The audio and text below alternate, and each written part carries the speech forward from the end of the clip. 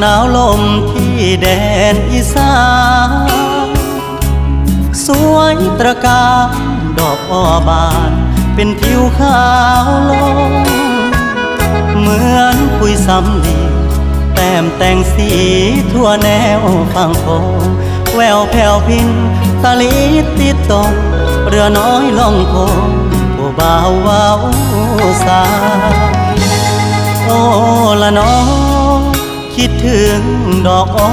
ตาหวานสาวเชียงคานจากบ้านไปบ่มีแม่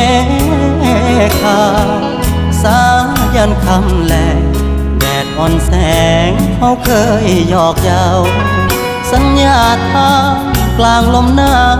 ว่าเจ้าบ่ลืมหนุ่มน้อยเชียงคาน